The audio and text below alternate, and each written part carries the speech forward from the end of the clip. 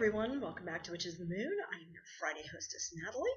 This week's topic is waters, different types of waters and how we use them in magical practice. Today is the autumnal equinox. It's Maven, and I'm recording this video at my office, as you can see. Now, by the time you see this video, it won't be autumnal equinox. I'm just making a statement that today happens to be because I am burning some delightful autumn equinox. Autumn Equinox. Oh, it's backwards. Oh well. From Lady Jane's Bewitchery. Lady Jane's Bewitchery, Jaynes. No apostrophe on that when you do it, but it's ladyjanesbewitchery.com. Nadia Romanov sent me some absolutely wonderful incense for this particular day, and so I am taking advantage of some of that magic to come my way. I'm going to move this over here. It smells divine, is all I have to say. Now, this week's topic are waters, different types of waters, how we use them in our practice. So I have a couple of different jars here that I'm going to be showing to you when I go through this. And I'm certain that some of this you guys are going to have heard already. I think when we say magical water, a lot of people think of blessed water, which is certainly one of the types of water that you can use. Holy water, which you can obtain from a Catholic church out of the baptismal font in the front of the church, is something that I have seen a lot of witches use in practice. Now, there's mixed feelings about that because a lot of people think that because it's been blessed in the Catholic Church that it's not really blessed per se, that if you are practicing witchcraft you need to be using water that has been blessed by a witch, and there is a specific blessing that you can use for that, or you can create your own blessing and bless water to use for cleansing purposes. Typically is what that's used for. Sometimes water is also used for renewal, like it is in the Christian church. You see baptism being used, so people anoint things with water. They also use holy water to anoint babies and things like that. So another type of water, besides just plain blessed water, which could be tap water, it could be bottled water, it could be any type of water that you bless for a specific purpose. So maybe you're wanting to use water in a spell and you're wanting to have that, or you want to bless water that you can use to cleanse your ritual space. Maybe you're mixing it with sea salt or salt of some sort for protective purposes. You can certainly do that. Another type of water that I know somebody was asking if anybody was going to mention this, and since I haven't seen everybody else's videos, it may have been mentioned, but this is Florida water. Now, I found this, actually, this particular bottle was gifted to me, but I found it available at my local grocery store. I know somebody mentioned they found it in Walmart. I've never seen it in the Walmarts around here, but if you have a Kroger's grocery store near you, it is over in the bathing supplies aisle, like where all the soap is and the shampoos and things like that. And it's typically where, if you know what gorilla snot is, it's this really sticky hair gel that's very popular amongst the Hispanic population here in this area. I don't know how it does elsewhere, but this was on the very bottom shelf, and there it was. Now, Florida water is a perfume base. It's been around for eons and a day. It has a very strong smell, but it's a clean, pleasant smell, and a lot of us use Florida water for cleansing purposes. I use this to cleanse my crystals. Sometimes I will use it to asperge, which means to take something and dip it like rosemary and cleanse a space.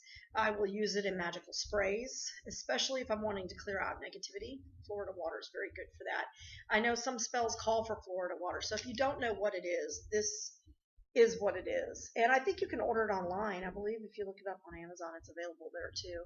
It is made by Murray and Landman, and it's for external use only, folks. So it's been around for quite some time. In fact, I'm trying to see if it's got a date on here, because if I recall correctly, it's quite a long date. I think it goes back to like the 1800s, something like that.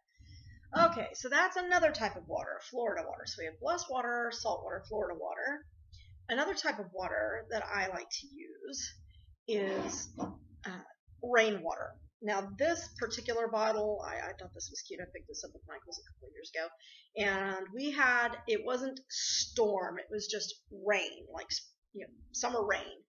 And so I collected this water. Now, I don't know if many of you are aware of it, but in some states, including Texas, I believe it's actually illegal to collect rainwater. I don't know why, but I do it anyway. Let the rainwater police come after me. here I am. So rainwater I find is very good because it's natural.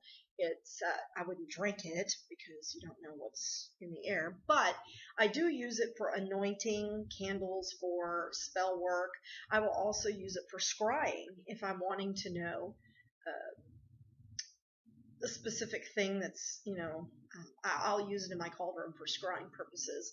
So I'll fill my cauldron with some rainwater and go from there. You can actually use any kind of water for that. I just happen to like rainwater because it has an earth connection, in my opinion, an air and an earth connection, and fire too. Well, no, stormwater has more of a fire connection because you have lightning and thunder, but stormwater I will collect, and as you can see, I've got quite a jar of it. I do label it by date, and I will throw it out after like 6 months because it will go stagnant. There is kind of something floating around in there. It looks like a small spider.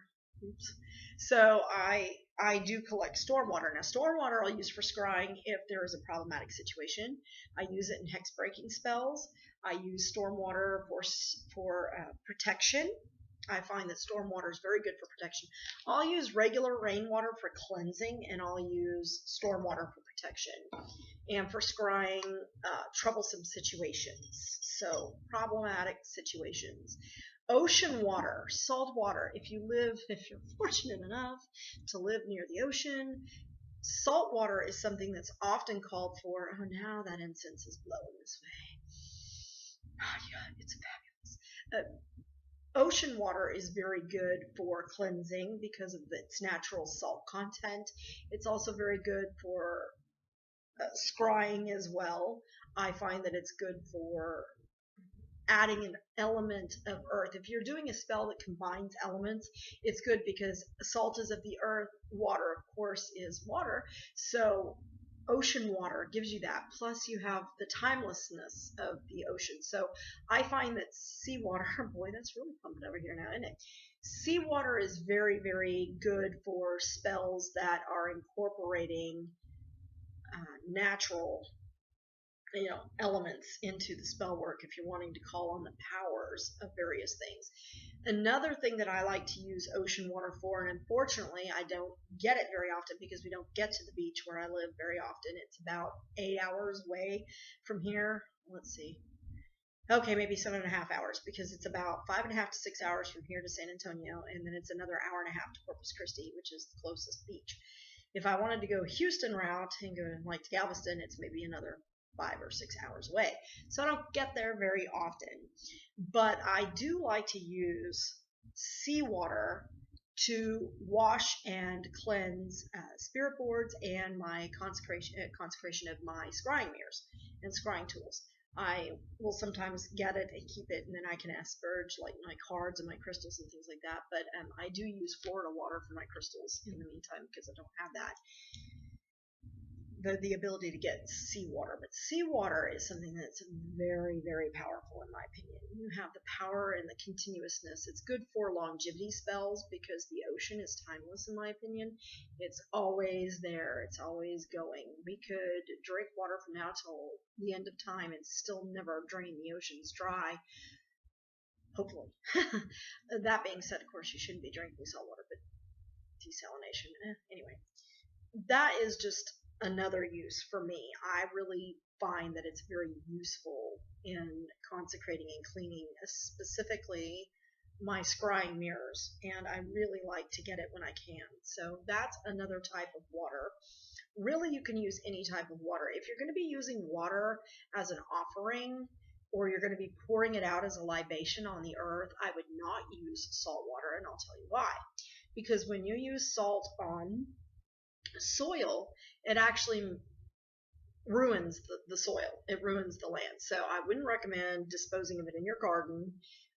Timothy Roderick, many of you are familiar with him, says that water can be disposed of in any running body, and he uses his bathtub or his toilet or the sink because those are running water that eventually make it out.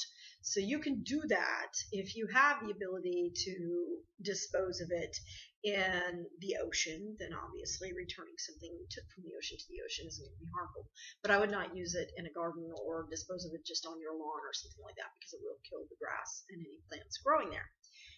So that's my take on water, how I use it in my craft. If you guys have more detailed questions, if there's something I left out or something you have a question about or something that you wanted to ask me about, please do ask me. I'm here for anything, and I look forward to interacting with you all. Hope you have a fabulous Maven, or that you had a fabulous Mavon. And we have Samhain to look forward to. Yep. So thank you so very much for tuning in again to Witch's Moon, and have a blessed week.